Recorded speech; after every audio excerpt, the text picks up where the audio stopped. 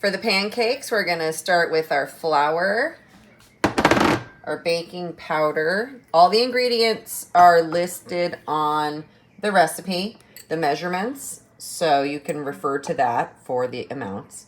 And then we're just gonna whisk this together. It says to sift, which would be great if you have a sifter, but if you don't, you can whisk it together and that will be just fine. And now we wanna make a well in the middle. So you're gonna sort of scoop this out, make a little hole in the middle like that. And we are going to add the milk, the egg, and the melted butter. Add our melted butter. 1 egg. And the milk.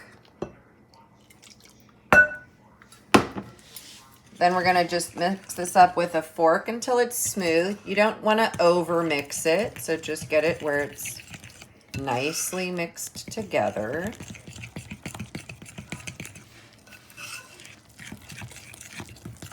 If you wanted to add some cinnamon in or something like that, you could for a little bit of yummy flavor. You don't wanna add any more sugar or they'll burn too quickly. But it should be a nice kind of thin, kind of clumpy consistency. So it should look something like that. And then we're going to go ahead and turn on our griddle. Again, I'm using, mine is a cast iron gigantic double griddle. But if you have any kind of skillet, or if you have an electric griddle, or just a regular one size pan griddle, any of those things will work great.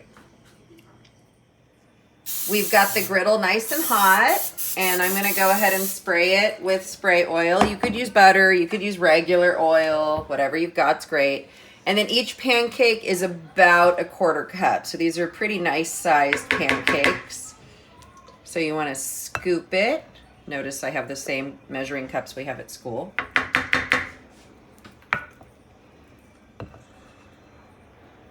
And, as you guys know, cast iron does retain heat evenly. So that's what's nice about this griddle, is that the whole thing gets really super hot.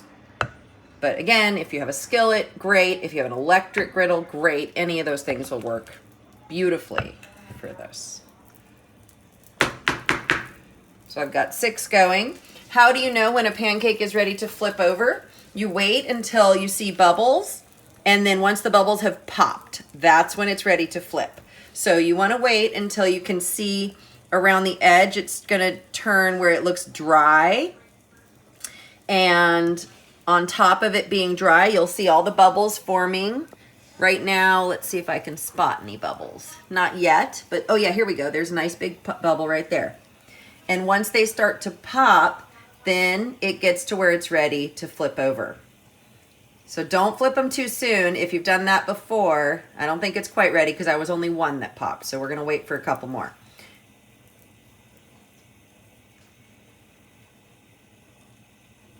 Now remember, we have to look around the edge and see if around the edge it looks dry, and it's just starting to look dry around the edge. There's some more bubbles coming through and they're gonna pop. That one popped, maybe that one will pop.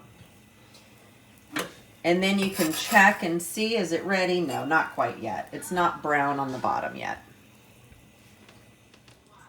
All right, so now we are gonna flip these over. You can see there's lots of popped bubbles around the edges of these guys. And we can also see that they are matte on top. They're no longer shiny. And then also checking the bottom, which I've been doing, they have a nice golden brown color to them. And again, I can use this metal spatula because it's cast iron. If you're working on a nonstick pan, make sure you use a plastic spatula.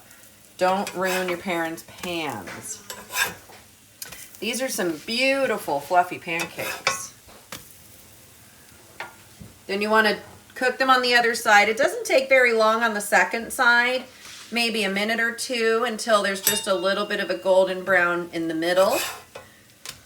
Probably like that, or even just a tiny bit darker would be perfect. So it doesn't take very long on side 2. You'll just take a scoop of your delicious berry compote and put it right on top of your pancakes.